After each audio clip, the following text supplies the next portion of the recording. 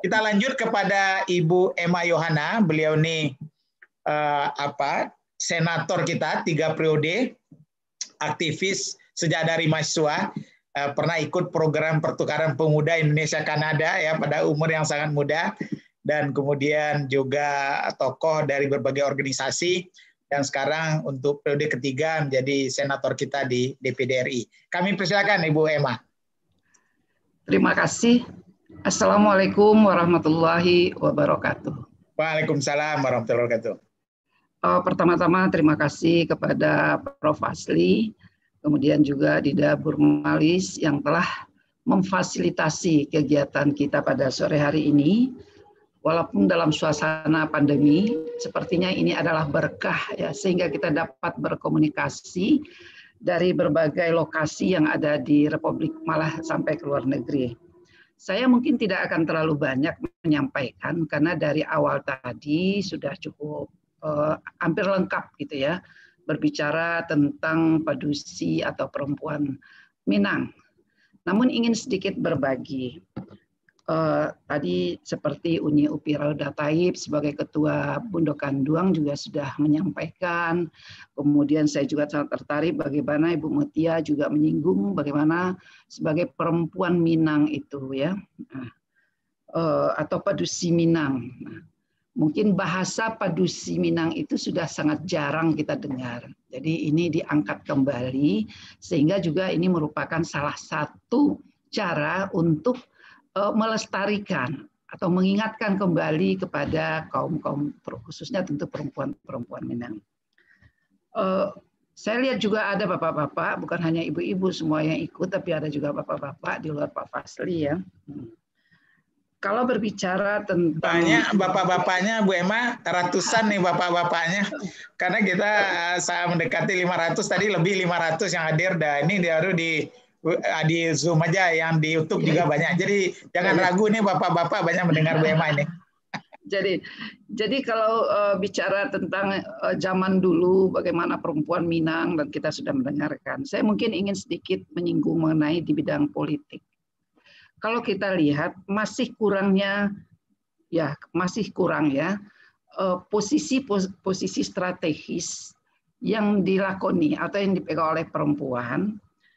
Ini salah satu penyebabnya mungkin bagi kita di Sumatera Barat masih terbelenggu dengan bahasa-bahasa bahwasanya perempuan itu tidak sesuai atau tidak pantas menduduki posisi-posisi di ranah publik.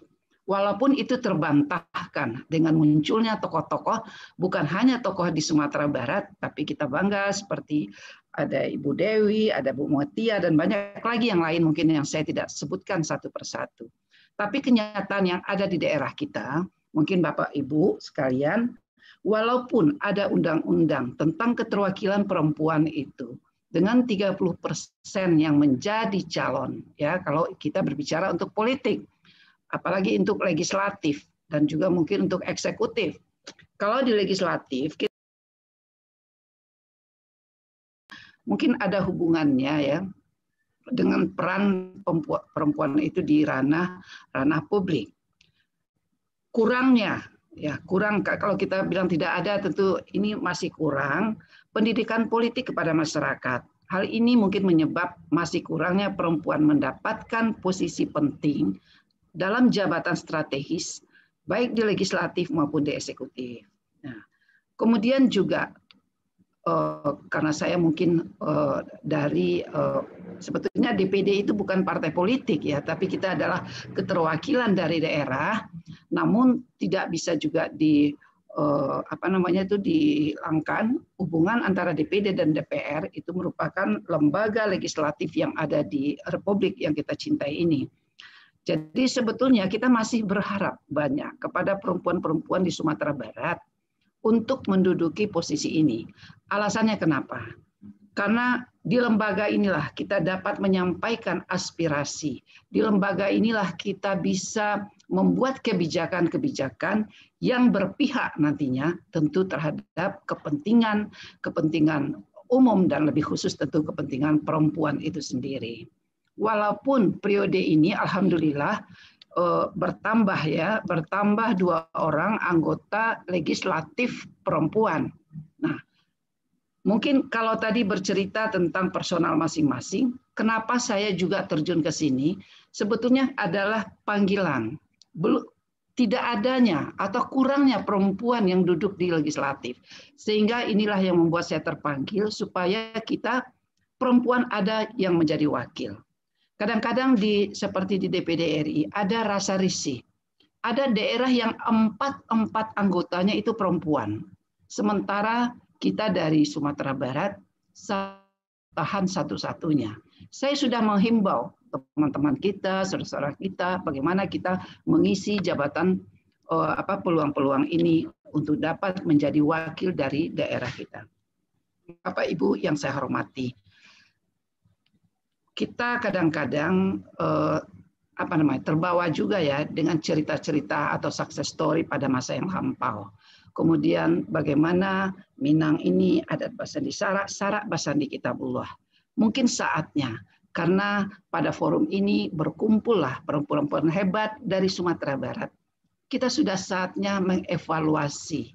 Kita sudah saatnya melihat realitas atau apa yang terjadi saat ini di daerah kita.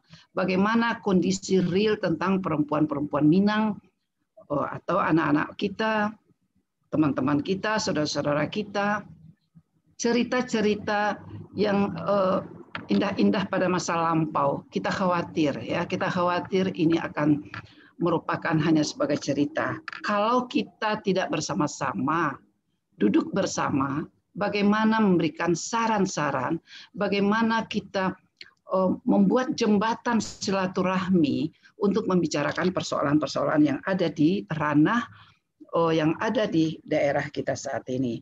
Jadi saya hanya mungkin menghimbau ya, lebih banyak himbauan.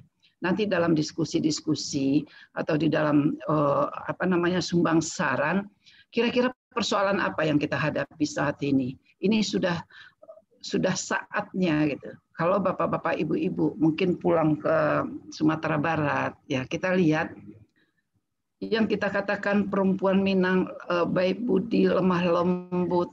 Kalau ada istilah kalau berjalan itu, mohon maaf saya mungkin agak kurang dalam patah petiti ya. Tapi ini sudah agak jauh sekarang. Anak-anak kita sudah saya khawatir mereka itu tidak ada rasa bangganya lagi menjadi perempuan Minang. Kalau ya, tapi kita tentu berharap ini ada Ibu Nelly, ada mudah-mudahan juga ada Pak Gubernur. Apa yang disampaikan Uni Eli tadi itu ada hal yang sangat-sangat kita butuhkan. Ada pekan budaya. Pekan budaya itu tujuannya apa? Di sana kita pertunjukkan, di sana kita bahas, dan kita diskusikan tentang adat budaya Minangkabau yang nantinya akan menjadi warisan untuk anak-anak kita. Mungkin Prof. Fasli, karena saya kira ini sudah sangat panjang sekali ya. Baik, terima kasih. Mungkin kita akan lebih bagus lagi. Jadi salam untuk semua. Mungkin saya tidak menyampaikan secara sempurna, namun kita sangat senang dengan forum ini. Terima kasih. Wassalamualaikum warahmatullahi wabarakatuh. Waalaikumsalam. Terima kasih Bu Emma. Ini pesan Ibu sangat menohok ini ya, baik untuk kita yang di ranah maupun kita yang mendukung dari rantau. Di saat berbagai kabupaten, kota sudah dipimpin oleh perempuan-perempuan di seluruh Indonesia, di Sumatera Barat alhamdulillah belum pecah juga telur kepala daerah, kabupaten, kota yang dipimpin oleh perempuan.